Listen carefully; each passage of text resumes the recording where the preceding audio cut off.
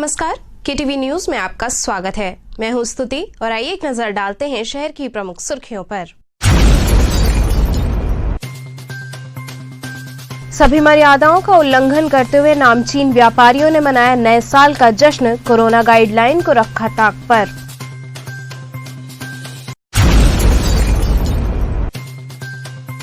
Sigra police व crime branch team ने 3 अभियुक्तों को आभूषणों व नकद के साथ किया गिरफ्तार।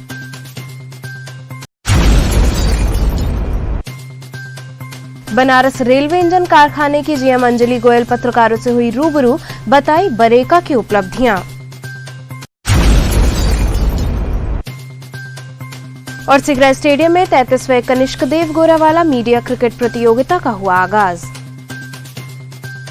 और अब खबरें विस्तार से। जहां एक तरफ व्यापारी कोरोना की मार से उबरे भी नहीं हैं, वहीं दूसरी ओर नामचीन व्यापारियों ने अपने पैसे के दम पर सभी मर्यादा का उल्लंघन करते हुए नए साल का जश्न मनाया। कोविड-19 महामारी ने साल 2020 में ऐसा आतंक फैलाया कि हर कोई अपने घरों में कैद होने को मजबूर हो गया। बहुत सारे नियमों और समय समय पर बदलती गाइडलाइन के साथ लोग अब इस महामारी से जूझ रहे हैं। शासन प्रशासन द्वारा लगातार लोगों से नियमों का पालन करने पर जोर दिया जा रहा है और नियम पालन न करने पर चालान भी काटे जाते हैं।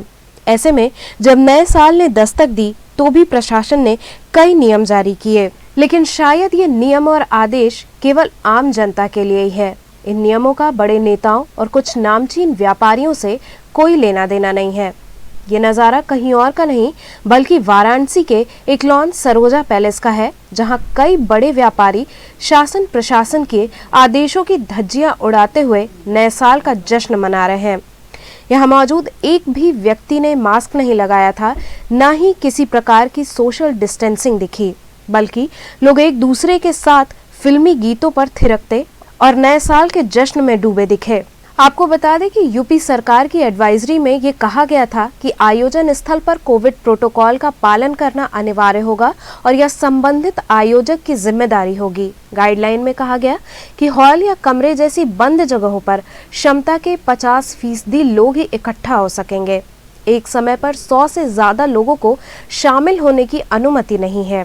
इस न्यू ईयर पार्टी में मुख्य रूप से व्यापारी नेता अजीत सिंह बग्गा, खुद को भाजपा नेता बताने वाले राकेश त्रिपाठी मौजूद थे और न ही इन लोगों ने किसी नियम का पालन किया, न ही वहां मौजूद किसी भी व्यक्ति ने। फिलहाल ये वीडियो सोशल मीडिया पर काफी तेजी से वायरल हो रहा है, लेकिन अब देखना यह है कि इस बात पर प्रशासन क्या रुख अपनाता है। नियमों की धज्जियां उड़ाने वाले इन व्यापारी व नेताओं पर कोई कार्रवाई होती भी है या नहीं।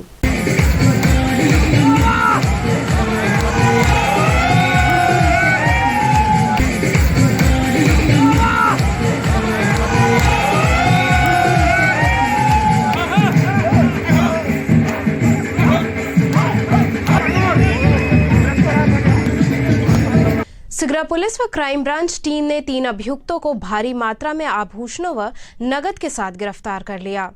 सिगरा पुलिस व क्राइम ब्रांच की संयुक्त टीम ने 3 अभियुक्तों को गिरफ्तार कर लिया। मामले का खुलासा करते हुए चेतगंज क्षेत्राधिकारी संतोष कुमार मीणा ने बताया कि शातिर लुटेरों के गिरोह के सरगना सहित उसके 2 साथियों को गिरफ्तार किया गया है।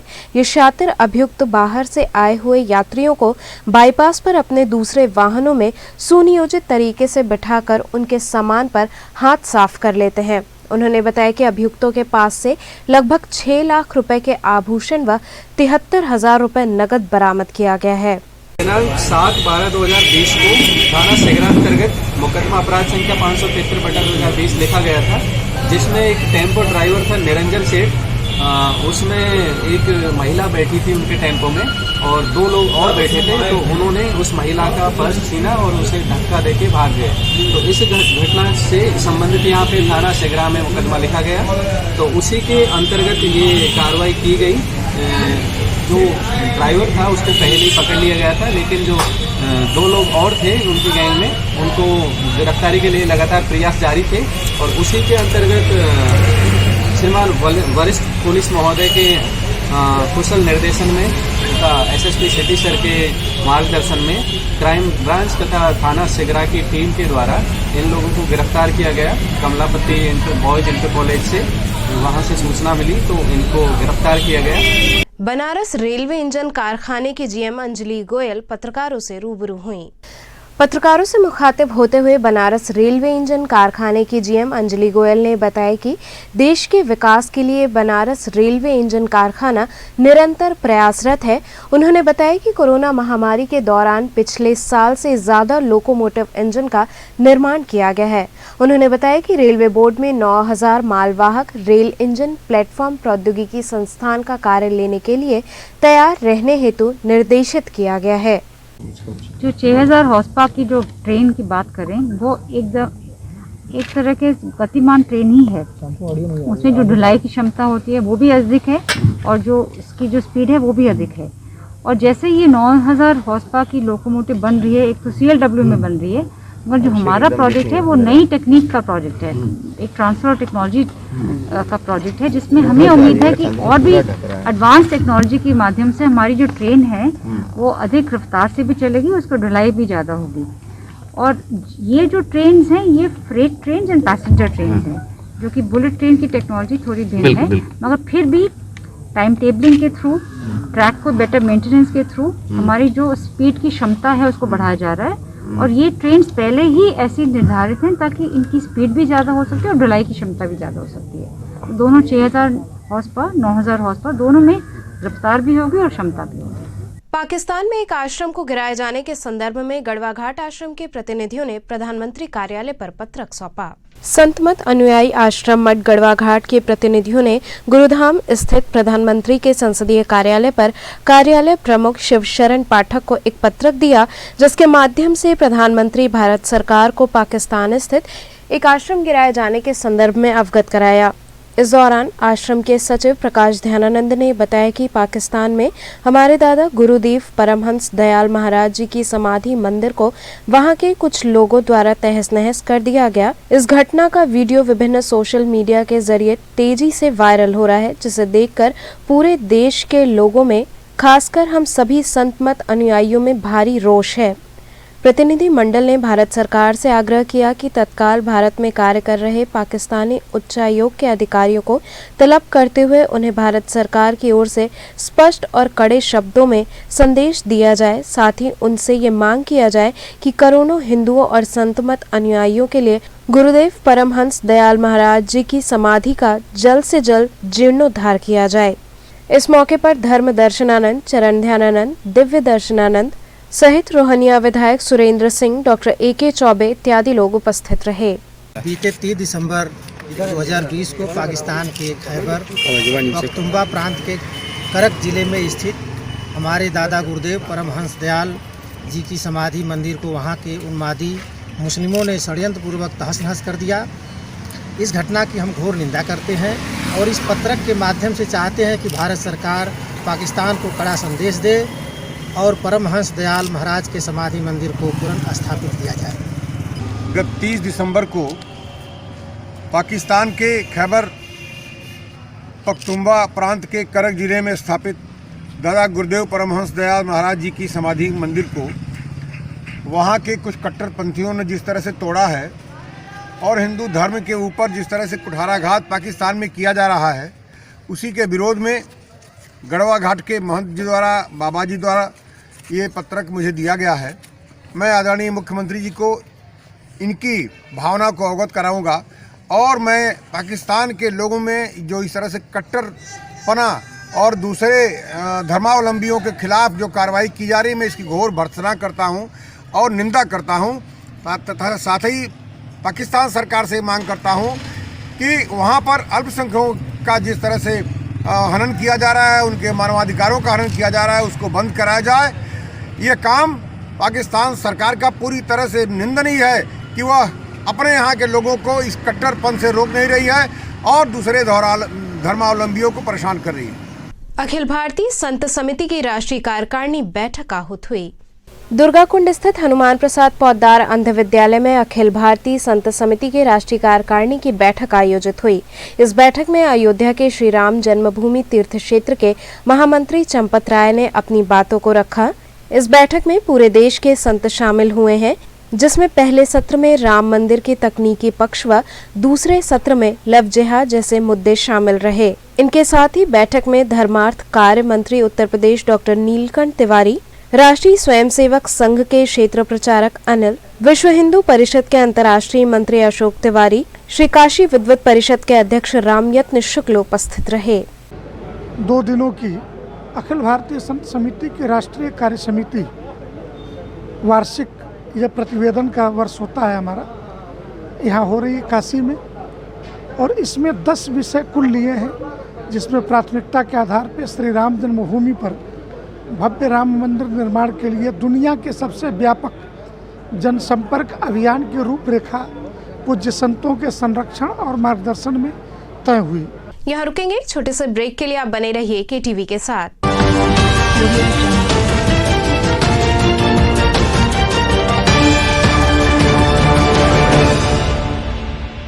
खबरों से जुड़े रहने के लिए हमारे चैनल KTV वाराणसी को सब्सक्राइब करें और लेटेस्ट अपडेट्स के लिए बेल आइकन को प्रेस करें।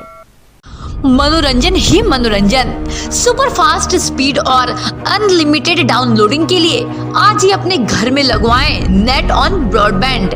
नेट ऑन ब्रॉडबैंड में फाइबर लिंक और वायरलेस लिंक दोनों की सुविधा उपलब्ध है।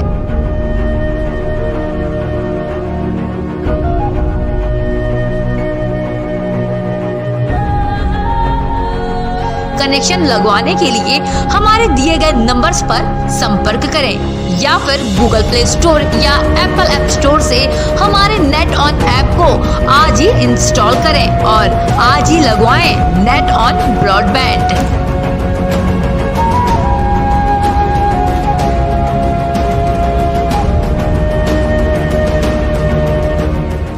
खबरों से जुड़े रहने के लिए हमारे चैनल KTV वाराणसी को सब्सक्राइब करें और लेटेस्ट अपडेट्स के लिए बेल आइकन को प्रेस करें।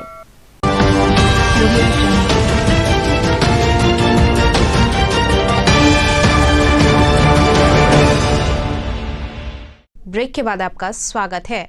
सिगरा स्थित संपूर्णानंद स्टेडियम में 33वें कनिष्क देव गोरावाला मीडिया क्रिकेट प्रतियोगिता का आगाज हुआ।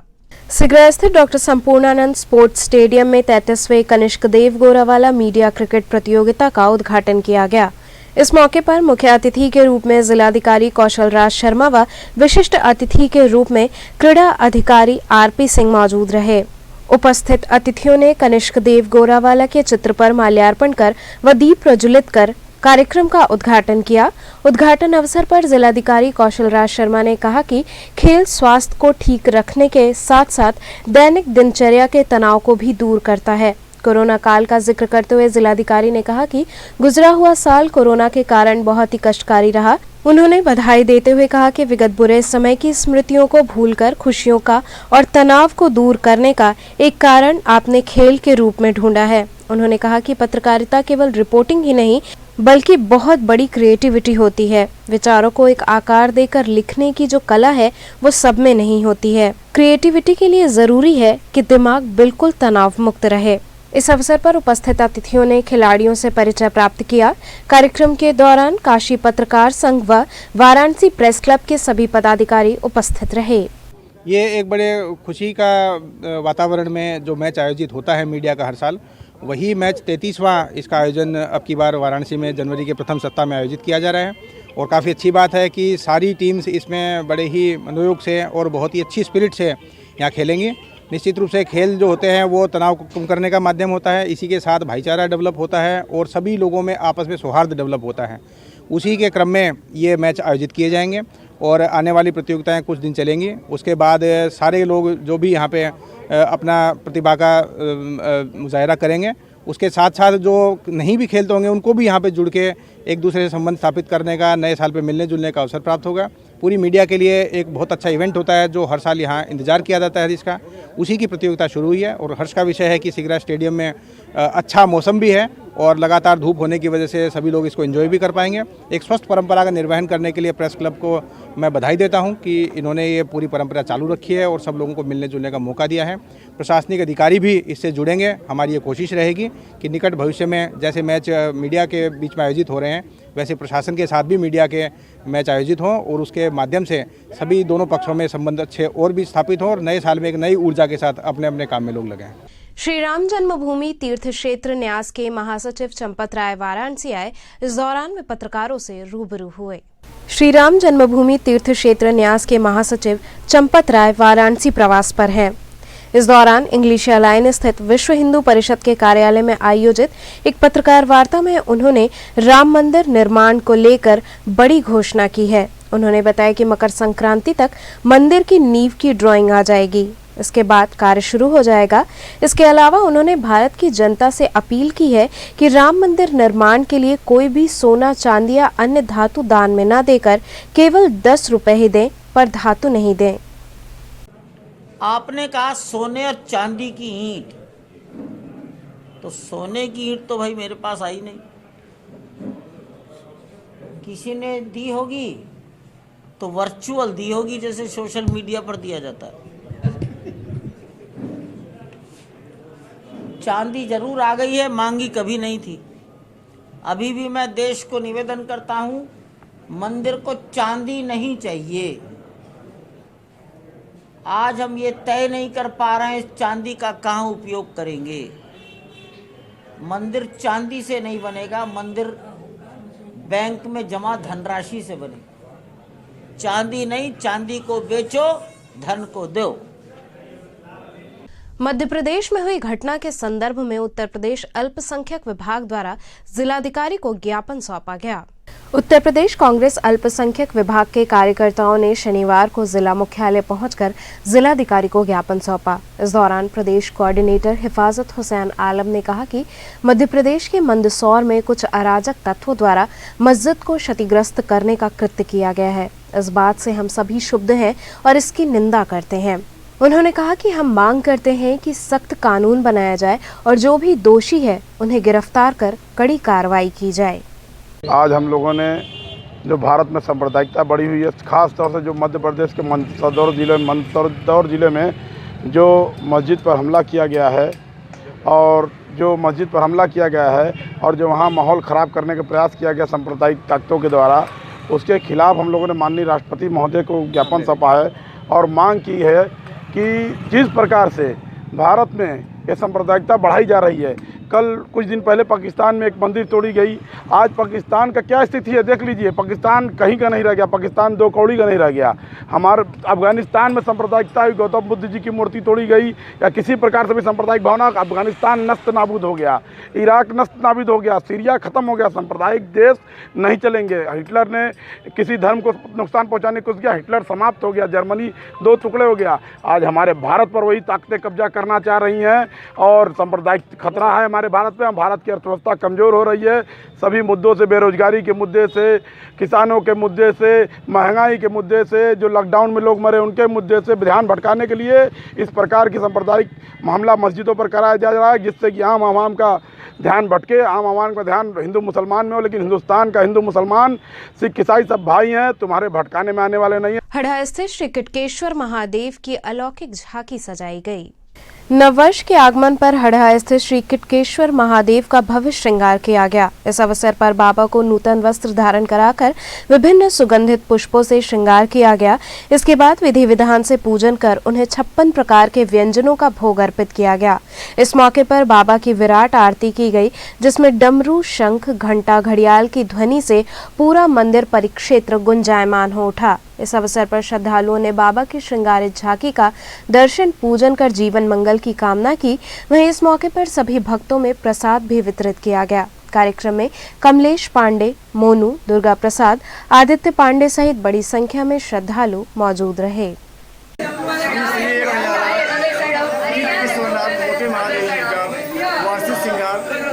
हर साल इसी तरह हम लोग मनाते हैं। हमने ये प्रार्थना किया, हे प्रभु बाबा भोलेनाथ, हमारे आपके जितने भी भक्त हैं, जो भी कठिनाइयों में हैं, जो भी तकलीफ में हैं, उन सबकी तकलीफ दूर करें। आम आदमी पार्टी की ओर से एक प्रेस वार्ता आयोजित हुई। आम आदमी पार्टी वाराणसी के जिला अध्यक्ष कैलाश पटेल पत्रकारों से रूबरू हुए। इस दौरान उन्होंने कहा कि दिल्ली के मुख्यमंत्री अरविंद केजरीवाल ने दिल्ली में जो काम किया है उसका डंका पूरी दुनिया में बज रहा है। इसके साथ ही उन्होंने भाजपा सरकार पर जमकर निशाना साधा। तो चलते चलते पुनः एक नजर डालते हैं शहर की प्रमुख सुर्खियों पर। सभी मर्यादाओं का उल्लंघन करते हुए नामचीन व्यापारियों ने मनाया नए साल का जश्न, कोरोना गाइडलाइन को रखा ताक पर।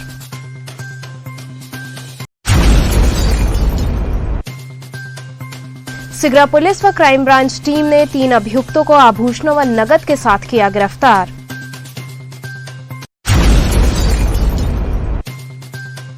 बनारस रेलवे इंजन कारखाने की जीएम अंजलि गोयल पत्रकारों से हुई रूबरू, बताई बरेका की उपलब्धियां। और सिगरा स्टेडियम में 33वें कनिष्क देव गोरावाला मीडिया क्रिकेट प्रतियोगिता का हुआ आगाज। तो ये थे आज के समाचार, कल फिर होगी मुलाकात, तब तक के लिए नमस्कार।